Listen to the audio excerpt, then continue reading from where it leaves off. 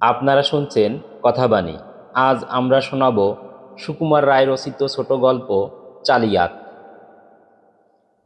শ্যামচাঁদের বাবা কোনো একটা সাহেব অফিসে মস্ত বড় কাজ করিতেন। তাই শ্যামচাঁদের পোশাক পরিচ্ছদে রকম সকমে কায়দার আর অন্ত ছিল না।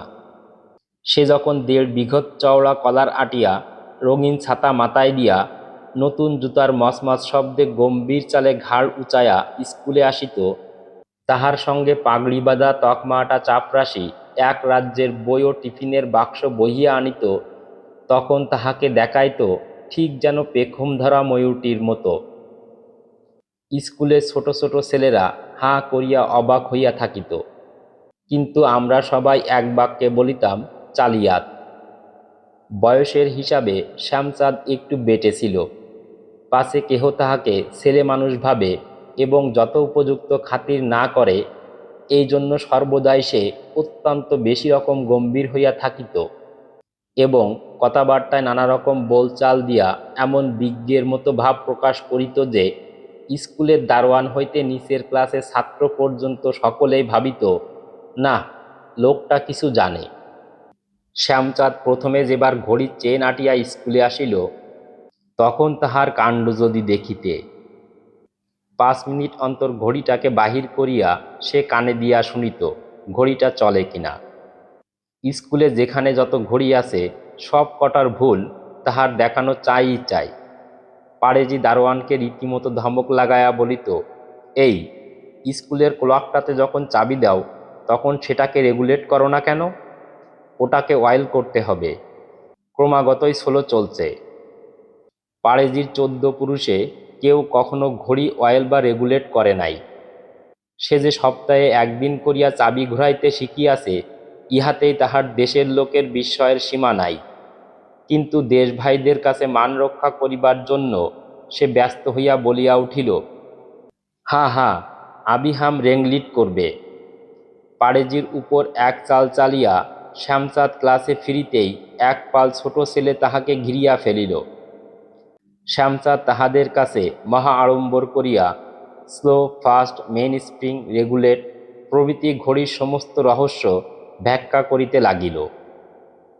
একবার আমাদের একটি নতুন মাস্টার ক্লাসে আসিয়াই শ্যামচাঁদকে খোকা বলিয়া সম্বোধন করিলেন। লজ্জায় ও অপমানে শ্যামচাঁদের মুখ কান একেবারে লাল হইয়া উঠিল। সে আমতা আমতা করিয়া বলিল, আজ্ঞে, আমার নাম শ্যামচাঁদ ঘটক। মাস্টার মহাশয় অত কি বুঝিবেন, বলিলেন, শ্যামচাঁদ, আচ্ছা বেশ, খোকা বসো। তারপর কয়েকদিন ধরিয়া স্কুল শুদ্ধ ছেলে তাহাকে খোকা খোকা করিয়া অস্থির করিয়া তুলিল। কিন্তু কয়দিন পরেই শ্যামচাঁদ ইহার শোধ লইয়া ফেলিল। সেদিন সে ক্লাসে আসিয়াই পকেট হইতে কালো চোঙার মতো কি একটা বাহির করিল। মাস্টার মহাশয় সাদাসিধে ভালো মানুষ, তিনি বলিলেন, কি হে খোকা, থার্মোমিটার এনেছ যে, জ্বর ঠর হয় নাকি? শ্যামচাঁদ বলিল, আজ্ঞে না, থার্মোমিটার নয়, ফাউন্টেন পেন। শুনিয়া সকলের তো চক্ষু স্থির। Fountain pen! মাস্টার এবং ছেলে সকলেই উদ্গ্রীব হইয়া দেখিতে আসিলেন ব্যাপারখানা কি। শ্যামচাঁদ বলিল, এই একটা ভালকেনাইট টিউব, তার মধ্যে কালি ভরা আছে। একটা ছেলে উৎসাহে বলিয়া উঠিল, ও বুঝেছি, ইস্কিরি বুঝি?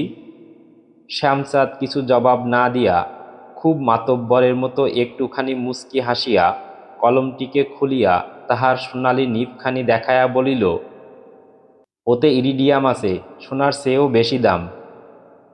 তারপর যখন সে একখানা খাতা লইয়া সেই আশ্চর্য কলম দিয়া তরতর করিয়া নিজের নাম লিখিতে লাগিল, তখন স্বয়ং মাস্টার মহাশয় পর্যন্ত বড় বড় চোখ করিয়া দেখিতে লাগিলেন। তারপর শ্যামচাঁদ কলমটিকে তার হাতে দিবামাত্র তিনি ভারী খুশি হইয়া সেটাকে নাড়িয়া চাড়িয়া 2 ছত্র লিখিয়া বলিলেন, কি কলমই বানিয়েছে, বিলিতি কোম্পানি বুঝি? শ্যামচাঁদ চটপট বলিয়া ফেলিল, American stylo and fountain pen co, Philadelphia. ক্রমে পূজার ছুটি আসিয়া পড়িল। ছুটির দিন স্কুলের উদ্যানে প্রকাণ্ড শামিয়ানা খাটানো হইল। কলিকাতা হইতে কে একজন বাঁশিওয়ালা আসিয়াছেন, তিনি ম্যাজিক দেখাইবেন। যথাসময়ে সকলে আসিলেন।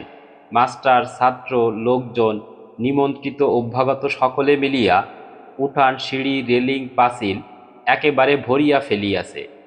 ম্যাজিক চলিতে লাগিল। একখানা সাদা রুমাল চোখের সামনেই লাল, নীল, সবুজের কারিকুরিতে রঙিন হইয়া উঠিল। একজন লোক একটা সিদ্ধ ডিম গিলিয়া মুখের মধ্য হইতে 11টি আস্ত ডিম বাহির করিল।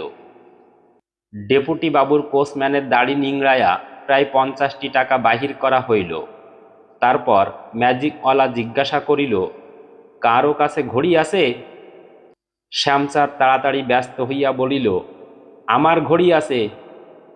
ম্যাজিকওয়ালা তাহার ঘড়িটি লইয়া খুব গম্ভীরভাবে নাড়িয়া চাড়িয়া দেখিল। ঘড়িটির খুব প্রশংসা করিয়া বলিল, তোফা ঘড়ি তো। তারপর চেন শুদ্ধ ঘড়িটাকে একটা কাগজে মুড়িয়া একটা হামান দিস্তায় ধমাধম ঠুকিতে লাগিল। তারপর কয়েক টুকরা ভাঙা লোহা আর কাঁচ দেখাইয়া শ্যামচাঁদকে বলিল, এটাই কি তোমার ঘড়ি? শ্যামচাঁদের অবস্থা বুঝিতেই পারো। সে হাঁ করিয়া তাকায়া রহিল। 2-3 বার কি যেন বলিতে গিয়া আবার থামিয়া গেল। শেষটায় অনেক কষ্টে একটু কাষ্ঠ হাসি হাসিয়া রুমাল দিয়া ঘাম মুছিতে মুছিতে বসিয়া পড়িল। যা হোক, খানিক বাদে যখন একখানা পাউরুটির মধ্যে ঘড়িটাকে আস্ত অবস্থায় পাওয়া গেল, তখন চালিয়াত খুব হো হো করিয়া হাসিয়া উঠিল, যেন তামাশাটা সে আগাগোড়াই বুঝিতে পারিয়াছে। সব শেষে ম্যাজিকওয়ালা নানাজনের কাছে নানা রকম জিনিস চাহিয়া লইল। চশমা, আংটি, মানিব্যাগ, রূপার পেন্সিল প্রভৃতি 8-10টি জিনিস সকলের সামনে একসঙ্গে পোটলা বাঁধিয়া শ্যামচাঁদকে ডাকিয়া তাহার হাতে পোটলাটি দেওয়া হইল।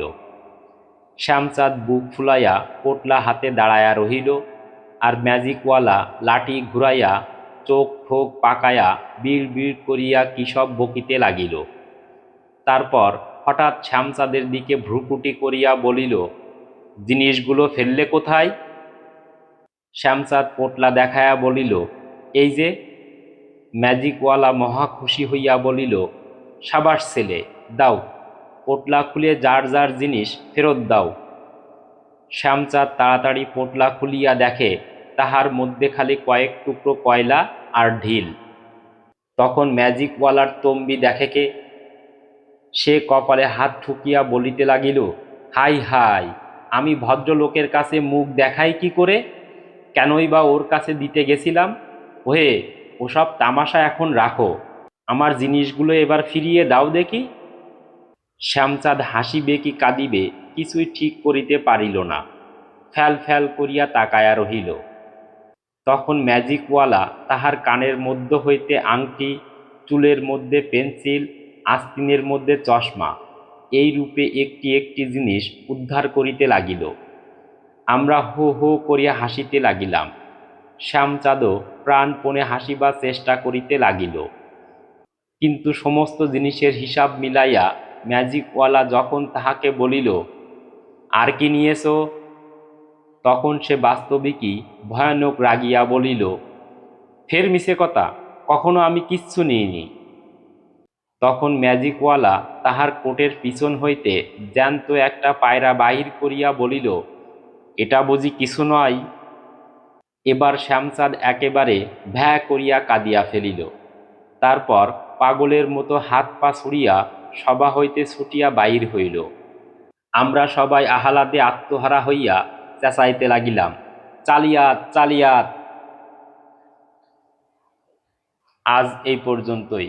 আমাদের গল্প পাঠ যদি আপনাদের ভালো লাগে তাহলে আমাদের চ্যানেলটিকে সাবস্ক্রাইব করুন, লাইক, কমেন্ট ও শেয়ার করুন। ধন্যবাদ।